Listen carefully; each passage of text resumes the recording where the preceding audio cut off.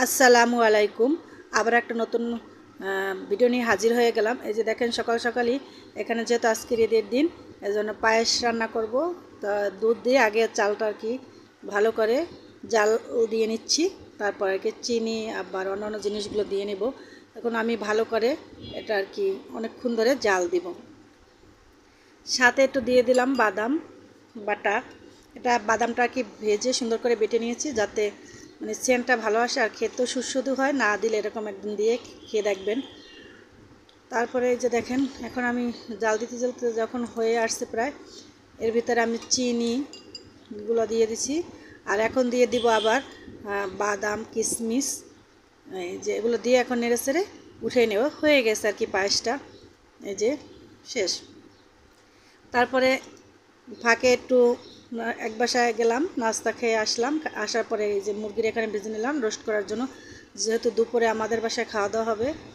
এই জন্য রোস্ট, বাচ্চা তো রোস্ট পছন্দই করে, আর রোস্ট না হলে হবেই না ঈদের দিন যেহেতু। এজন্য মুরগিগুলো আগে ভেজে নিচ্ছি, সুন্দর করে ভেজে তারপর আর কি রোস্ট করা হবে। ব্রয়লার মুরগি নিয়েছি কারণ বাচ্চারা যেহেতু ব্রয়লার মুরগিটা পছন্দ করে, এজন্য আমি ব্রয়লার মুরগিটা নিয়েছি। আর ছোটো ছোটো পিস করে নিয়েছি। দেখেন আমার মুরগিগুলো ভাজা হয়ে গেছে, এখন তুলে নেব। কারণ ছোটো ছোটো পিস করলে ঢুকে, আর বড় একটা পিস সবাই খেতে চায় না আর কি। এই যে দেখেন হয়ে গেছে প্রায়, এখানে রোস্টটাও প্রায় হয়ে গিয়েছে। এখন আমি 3-4টা কাঁচামরিচ দিয়ে দিলাম আর কি, মশলাটা দিয়ে আর কি এখন কিছুক্ষণ রান্না করে নিব কাঁচামরিচটা দিয়ে। এই যে আমি এখানে কিছুক্ষণ রান্না করে নিচ্ছি। দেখেন রোস্টটা কিন্তু হয়ে গেছে। এই যে দেখাই দিচ্ছে মাশাআল্লাহ অনেক সুন্দর একটা কালার আসছে আর ফুলফিল হয়ে গেছে। এখন আমি এটা এক সাইডে রেখে দিয়ে আমি অন্য রান্নাগুলো করে নিব আর কি। আলহামদুলিল্লাহ ভালোভাবে হয়ে গিয়েছে। এখন মেহমানরা খেয়ে কী বলে সেটাই অপেক্ষা।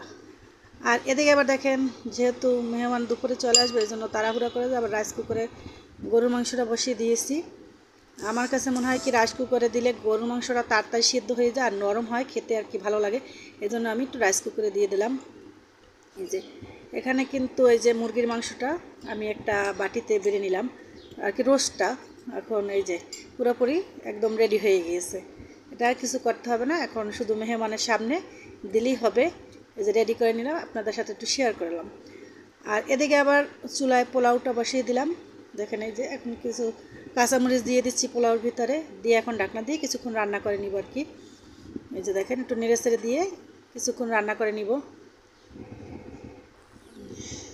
আর দুপুরে 3-4 জন মেহমান আসবে, এই জন্য আর কি রান্না বাড়া। এই যে দেখেন এদিকে গরুর মাংসটা হয়ে গেছে। এখন আমি একটু ভাজা জিরা গুঁড়া নিয়ে নিচ্ছি। আর গরুর মাংসটা কিন্তু সেই কালার আসছে, অনেক সুন্দর হয়েছে। কিন্তু মেহমান খেয়ে যদি ভালো বলে তাহলেই হবে ভালো, নিজেরা তো ভালো বললে হবে না। এই যে দেখেন খুবই সুন্দর মাশাআল্লাহ অনেক সুন্দর একটা কালার আসছে। আর এখানে মশলাগুলো যেহেতু নিজের হাতে তৈরি করা ছিল, এই জন্য আর কি ভালো লাগবে ইনশাল্লাহ। এই যে এখানে পুরোটাই হয়ে গেছে গরুর মাংস।